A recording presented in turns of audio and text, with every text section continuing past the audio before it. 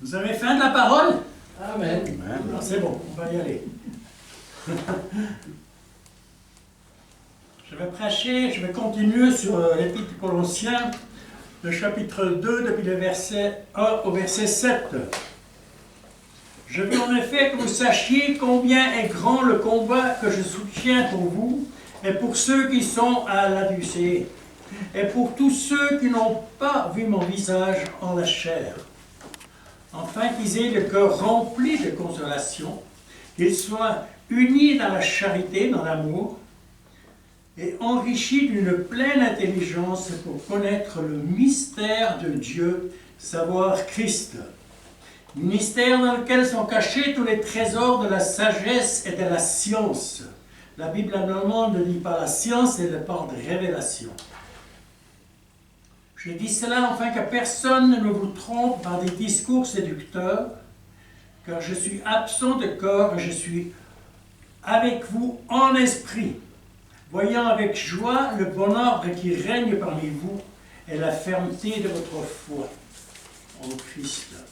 Ainsi donc, quand vous avez reçu le Seigneur Jésus-Christ, marchez en lui, étant enracinés, fondés en lui et affermis par la foi, après les instructions que je vous ai données, abondez en actions de grâce.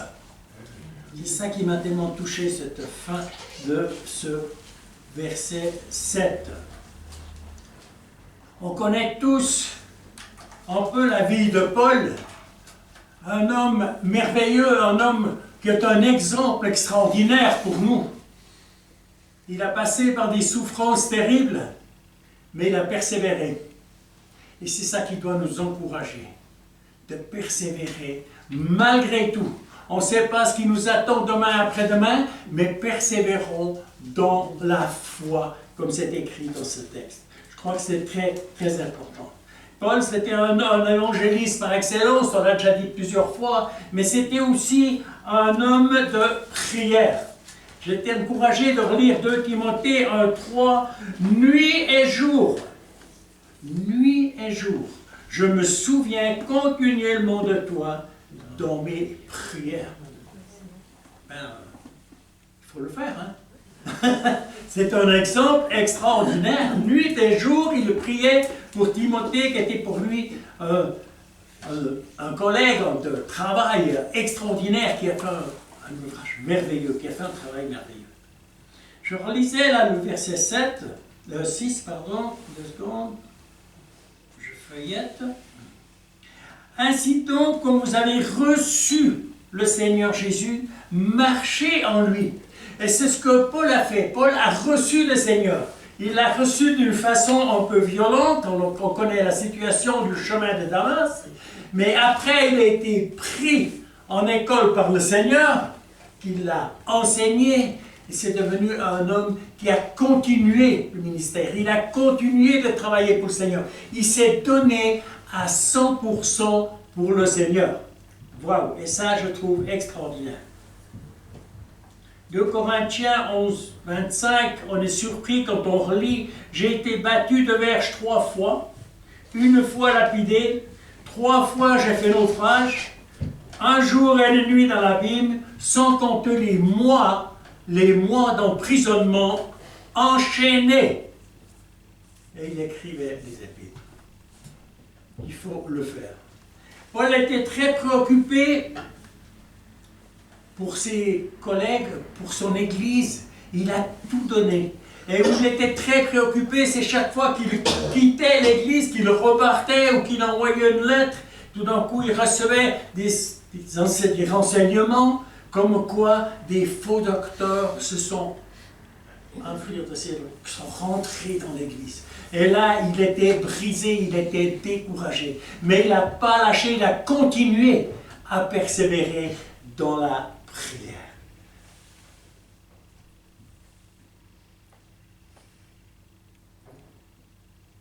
Car si je suis absent de corps, je suis avec vous en esprit, voyant avec joie le bon ordre qui règne parmi vous et la fermeté de votre foi en Christ. Il était encouragé, il désirait vraiment que son Église, que ses fils et ses filles de toutes les régions partout où il a passé soient encouragés, qu'ils soient consolés, qu'ils soient unis dans l'amour. Amen. Qu'ils soient unis dans l'amour, enrichis d'une pleine intelligence, enrichis de la sagesse. C'était le cœur de Paul et ça doit être un peu notre cœur aussi. Pour connaître le mystère de Dieu, savoir Christ. Alléluia. Le mystère, ce sont des choses qui sont cachées à l'être humain. Il y a des choses dans la parole qui nous sont encore cachées, qu'on n'a encore pas saisies, qu'on n'a encore pas tout compris. C'est pour ça que nous avons besoin de révélation. Nous avons besoin que l'Esprit de Dieu nous ouvre le cœur, nous ouvre l'esprit pour comprendre. Et Jean-Pierre, il nous encourage dans cette direction. Je trouve que c'est très important. De ne pas seulement lire la Bible comme on lit un livre, mais de méditer sur cette parole. Et de recevoir ces mystères et ces révélations. Et je crois que c'est très, très, très important. Le mystère a été révélé par l'Esprit aux apôtres et aux prophètes, mais il est aussi révélé à nous aujourd'hui. Amen, il est révélé à nous aujourd'hui. Nous sommes des administrateurs du mystère de Dieu, c'est-à-dire des héros de la bonne nouvelle. Amen. Vous êtes des héros de la bonne nouvelle. Chaque fois que vous parlez avec quelqu'un, que vous donnez un témoignage, que vous priez pour quelqu'un, vous êtes des héros de la bonne nouvelle. Amen. Je trouve ça extraordinaire. Pierre, lui, va dire, les chrétiens sont des intendants de la grâce de Dieu. Ça, c'est les paroles de Pierre, ça. Tous les chrétiens sont des intendants de la grâce de Dieu. Un intendant, c'est quoi? C'est un domestique, c'est un économe, c'est un administrateur pour Dieu. C'est une personne de confiance. On a quelques exemples. On pense à Eliezer qui était serviteur d'Abraham. Il était tellement sûr de ce que son copain, de son ami qu'il avait, qui était responsable, qu'il allait faire que des bonnes choses. Il l'a même envoyé chercher l'épouse pour Isaac. Il n'a pas été lui-même. Il faut avoir confiance en cette personne pour faire ça. Mais il l'a fait, il lui a amené une femme merveilleuse. Amen. Joseph était l'intendant de la situation à la maison de Pharaon. Moïse était intendant de Dieu avec le rôle de médiateur entre le souverain et le peuple d'Israël. 1 Corinthiens 13, 12. Aujourd'hui, nous voyons au moyen d'un miroir d'une manière obscure. Mais alors, nous verrons face à face aujourd'hui. Je connais en partie, Mais alors je connaîtrai comment j'ai été connu. Donc c'est progressif. C'est progressif. Ce verset nous montre qu'il nous faudra peut-être une éternité pour sonder les profondeurs de Dieu. Mais on aura tout le temps une fois qu'on sera auprès de lui. Amen. Pour sonder les profondeurs du cœur de Dieu. Alléluia. Il y a encore des quantités de choses à sortir de cette parole de Dieu. Qu'elle nous soit révélée par l'Esprit de Dieu. Je crois que c'est tellement important. Je suis encore en train d'apprendre. Je cherche davantage cette présence de l'Esprit pour comprendre encore davantage cette parole tellement merveilleuse, tellement extraordinaire. Paul, par sa vocation, a souvent prononcé ce mot de mystère. Il en a parlé 22 fois dans ses épîtres. C'est intéressant. Et c'est presque le seul qui emploie ce mot de mystère. Éphésiens 3:3. C'est par révélation que j'ai eu connaissance du mystère sur lequel je viens d'écrire en peu de mots. Verset 9, c'est Éphésiens 3, pardon, verset 9, est de mettre en lumière quelle est la dispensation du mystère, caché de tout temps en Dieu, qui a créé toutes choses. Alléluia. C'est une lumière. C'est une lumière, c'est une dispensation, ce mystère caché dans tout temps de Dieu. Les principaux mystères bibliques, nous les connaissons un peu, nous pouvons en citer quelques-uns. Le premier mystère, c'est le mystère du royaume de Dieu. Le mystère du salut en Jésus-Christ, c'est un mystère. Alléluia. Le mystère de Dieu et de Christ, qui est l'espérance que nous avons, cette espérance de la gloire. Le ministère de l'Église et du corps de Christ, unis de païens et de juifs. Un des mystères, l'enlèvement de l'Église. C'est aussi un mystère. Les 7 étoiles révélées à Jean pour les 7 églises, c'est un mystère. Il y a encore le mystère de l'iniquité qui sera dévoilé par l'Antéchrist. Pourquoi je vous parle de révélation et de mystère? Parce que c'est ce qui m'a le plus parlé dans ce texte. Parce qu'il reprend ce mot mystère, il reprend ce mot de révélation qui est tellement important. Je pense que dans le temps que nous vivons, ça sera de plus en plus important de vraiment commencer à saisir ces révélations, à saisir ces mystères qui sont cachés jusqu'à ce jour. Et le Seigneur, il désire beaucoup nous les montrer. Mais il faut les chercher. Il faut les chercher, ils ne vont pas tomber comme ça. Je change un petit peu de texte, vous allez comprendre pourquoi. En Corinthiens 14, 18, il est parlé de Paul. Je rends grâce à Dieu de ce que je parle en langue plus que vous tous. Waouh! Il faut déjà le dire, mais Paul savait ce qu'il disait. C'est un homme qui a fait des centaines de kilomètres à pied. D'un endroit à l'autre, il envoyait ses responsables qui étaient avec lui par bateau et lui, il partait à pied. C'était son temps qu'il était avec Dieu, seul avec son Seigneur. Et là, on peut dire qu'il était de nouveau rempli pour rentrer dans la prochaine évangélisation. Je rends grâce à Dieu de ce que je parle plus en langue que vous tous. C'est aussi son désir de Corinthiens 14, 5. Paul, il désire que nous parlions tous en langue. C'est quelque chose de tellement important, c'est quelque chose de tellement central pour le chrétien de parler en langue. Tu l'as beaucoup vécu, j'ai été encouragé par ton message, Gloria. Vous l'avez beaucoup vécu à Oran. Amen. J'ai trouvé extraordinaire. Et c'est là que les choses se passent. C'est là que des personnes sont touchées. C'est là que des personnes tombent à genoux et pleurent. Mais ça ne fait rien. C'est des larmes de joie. Amen. C'est des larmes de joie. Gloire à Dieu.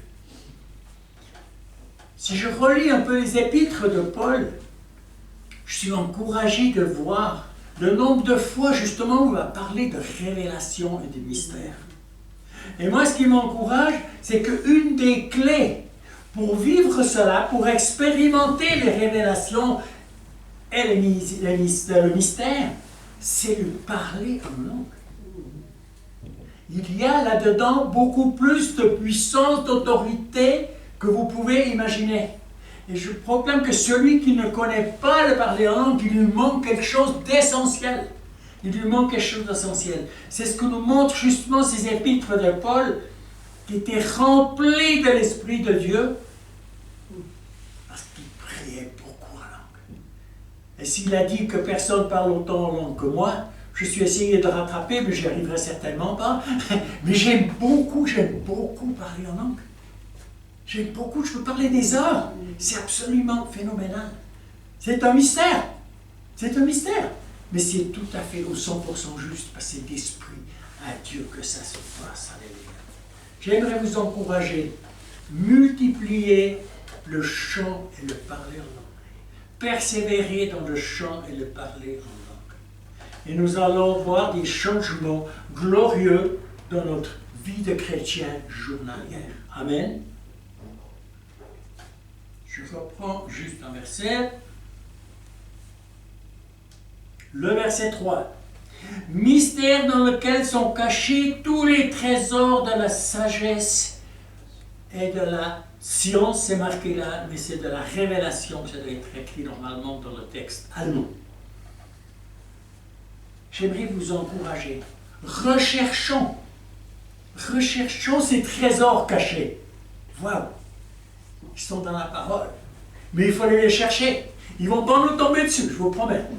Mais en les cherchant, en méditant, en disant cette parole, on est encouragé, Et là, nous allons commencer à voir des mystères qui nous sont dévoilés. Des révélations qui nous sont dévoilées. Je repensais, en lisant ce texte, verset 3, je repensais à cette jeune dame qui était, je ne sais pas où c'est, elle n'a pas donné de nom de l'église, elle n'a pas dit où c'était, dans une église un peu fermée. C'était traditionnel. Les dames à gauche, les hommes à droite, il fallait faire attention, on ne se pas se toucher pendant le culte, c'est très dangereux. T'as compris? Vous avez raison, amen. Mais c'est pour montrer à quel point l'être humain peut être trompé par des situations vraiment dramatiques. Et cette jeune, elle est sortie de cette église, et sa maman lui a dit, le jour où tu sors de cette église, tu es perdu. Comme si c'était l'église qui sauvait. Et l'église, elle ne l'a jamais sauvé. C'est Jésus qui sauve. Amen. C'est lui qui sauve.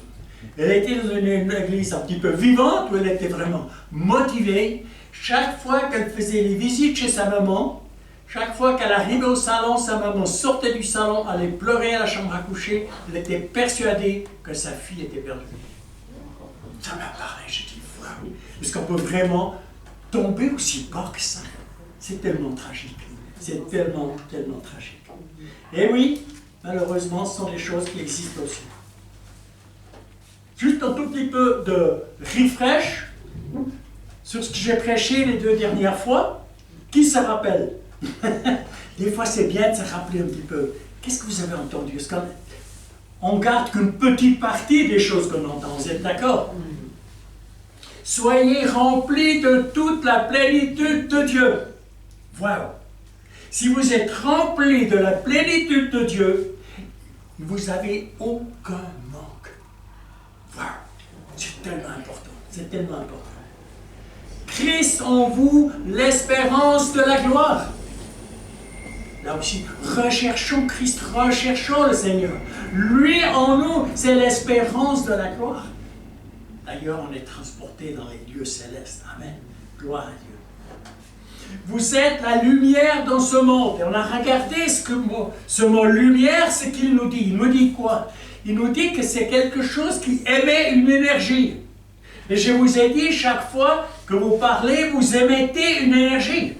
Parce que vous êtes la lumière de Christ. Vous êtes la lumière du Très-Haut. Vous émettez une énergie chaque fois que vous témoignez. Chaque fois que vous priez avec une personne, vous émettez une énergie. Gloire à Dieu. Le dernier point, tel Jésus était dans ce monde, tel vous l'êtes aujourd'hui. Toutes les choses que Jésus a faites, nous sommes appelés à les faire. On est en train de prier sur Stade. Il y a déjà 5 jours. Un jeune de 21 ans a été tué en forêt. On a une paix, on est vraiment en train de chercher la présence de Dieu. Et on croit à un miracle, on a besoin qu'il se passe des choses surnaturelles pour que les gens soient secoués et sortent de leur tradition. Je ne sais pas ce que le Seigneur va faire, mais on a tellement prié en langue, on a tellement cherché la présence de Dieu, on a tellement rendu grâce pour ce miracle, que j'ai l'impression qu'il y a quelque chose qui doit se passer. Je ne sais pas ce qui se passe dans les jours qui viennent, mais moi je m'attends à vraiment une intervention divine, une intervention céleste. Alléluia. Gloire à Dieu, gloire à Dieu. Merci si vous y pensez et si vous gardez la foi avec nous. Amen, amen. Gloire à Dieu. Voilà un petit peu ce que j'avais à cœur ce matin. Mais moi, ce qui me préoccupe toujours, si tu es là ce matin, si tu as de la peine à parler en langue, viens devant, on prie pour toi. Si tu as envie d'être renouvelé, si tu as l'impression que ça ne roule pas, que ça ne coule pas comme une source, viens, on va prier pour toi. Le Seigneur, il a plus pour toi. Il a plus. Si tu es là, tu peux te lever maintenant, tu peux venir devant. Je force personne, on ne met pas de pression, ce n'est pas le plan de Dieu, on ne met jamais de pression. Mais si vous avez vraiment envie qu'on prie pour vous, avancez-vous. On est là pour s'aider les uns les autres, on est là pour s'encourager, pour s'édifier, pour prier les uns pour les autres. Alléluia! Soyez bénis, bénis.